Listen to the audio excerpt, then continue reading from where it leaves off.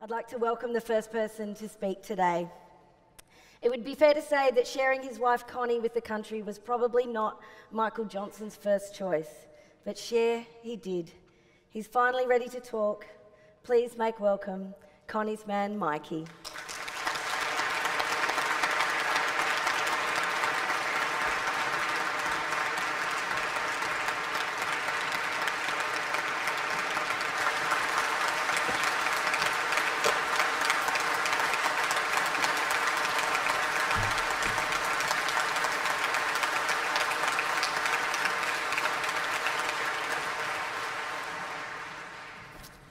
Thank you. Wow, this is an amazing sight to see a room full of so many beautiful people. I really wish Con could have been here to see it.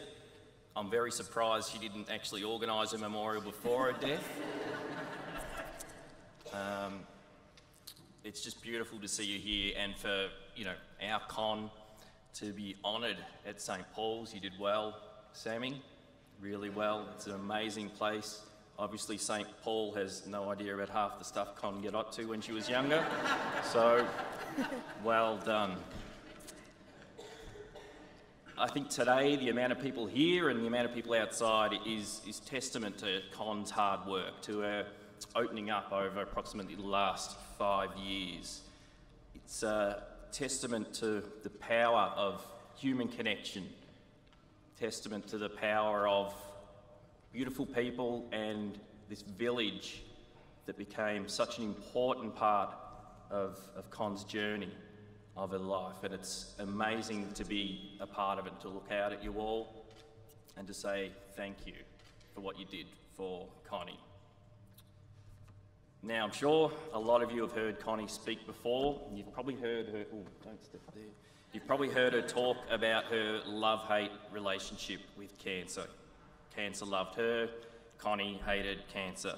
I knew Connie for 18 years. For almost half of that, she had cancer. Almost a third of her life, Connie had cancer.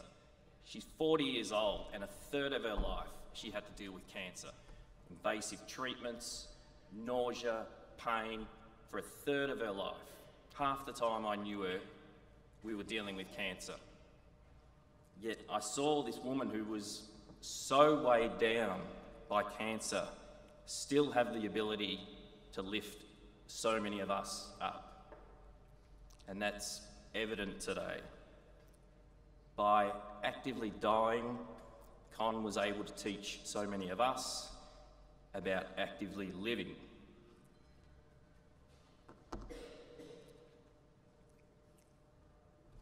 By the time Connie came out in public and shared her story, there wasn't much she could do about the cancer within her. It had spread, it was terminal. She had little control. Her body was like a cancer fun park. All we could do was prolong her journey, but there was no happy ending. She wasn't going to beat it this time. 3 separate cancers in 30 years, 2 of them that I saw her through, including the second one, which we don't talk about much because it was so bloody cruel. What we thought was a baby in her womb turned out to be a tumour in her womb. We had to walk from maternity at that hospital down the corridor to oncology. It took a lot for Con to come back from that. So before she even started this journey with Love Your Sister, she'd already had to fight to come back from blows like that. But this last time, we all, my whole family, had cancer. It raged through our home, it corrupted every aspect of what Con and I were, what we'd built up. And for Con personally, there were many times where I thought she was beaten. We all in the inner family saw Connie beaten, because along with the pain came a mental battle, emotional, this mental torment that would leave her in bed. Some days the fight was just not there. She couldn't do anything about this cancer, and it looked like she was losing. To survive, for Con, she had to rise above this pain and this sadness, this downpour of horror that is flooding and consuming us. Connie had to look beyond her own cancer, beyond her own diagnosis, and she became driven by this hope, an obsession that by talking about cancer and raising awareness, she could maybe stop even one other family from having to go through the horror that we lived with day by day. In building awareness and sharing her journey, Con was vicariously fighting the cancer within. She couldn't vanquish the cancer within, but by opening up, posting, talking to you people, every post, every talk, she was giving the cancer within a good kick in the teeth. She couldn't beat it, but she could hit it hard. And so we saw Connie growing. I saw Con become Connie. For me, there's a duality there. I saw this beacon of hope and strength, and then I would see this fragile, vulnerable woman that would come back to us, so beaten and so run down. She would come home from Love Your Sister events and they would almost wheel her off the plane with the cargo. She was so drained. It took so much out of her. But Love Your Sister and the village was a cushion for Con. It's like this cotton wool wrapped around this fragile woman. You gave her hope, gave her a purpose. She'd sit there at night and read posts and your comments for hours, and she'd share them with me, the laughs, the tragedies. It's a very, very powerful organisation that you have here. This village is so powerful. You've done so well. Everyone going through cancer, I hope, has that support. And it is there now because the village has been built. I'm so proud of Con and everyone else involved for creating the village. Now, for a lot of this cancer journey, I guess Con was looking out and I was looking in. My cancer experience was quite insular. My focus was on Con and the kids, providing stability and looking after them. So it's fair to say that I was maybe slow to see what Con was achieving and what was happening out in the world. But I began to see it, and I began to be inspired by what Con was able to do.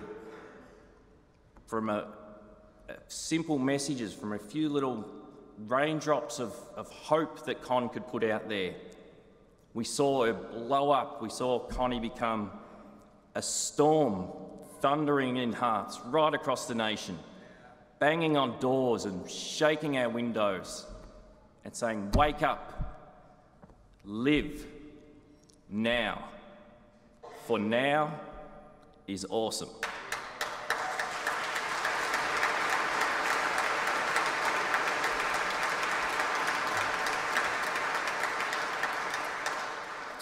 It's a simple message. Her focus on science is vital, be breast aware, these are all so important. But for me, it's such a simple message that Con delivered. Now is awesome. Be aware of now. No second chances, no rerun. Cancer came to my family with a phone call and life was never the same. Awesome is not something that you work towards. It can be now, even with crippling pain and nausea when she could hardly stand. We could still see Connie, we could still get a few moments of her. She could still find the now is awesome. If she could find it, then we have no excuses. She showed us how to do it. She often said to live, love, and don't be afraid.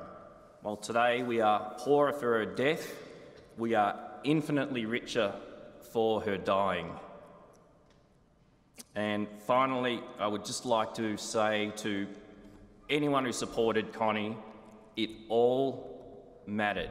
Every post, every click, every thought, every prayer, it all counted. I saw Connie on dark, dark days, and I saw you make her smile. I saw you light her up on days when nothing else was going to do it. So thank you so much for taking our Con into your hearts, for wrapping your arms around this amazing woman. Thank you for keeping her safe. You all did an amazing job. Connie was very proud of you. I'm very proud. Well done. Keep going. Thank you.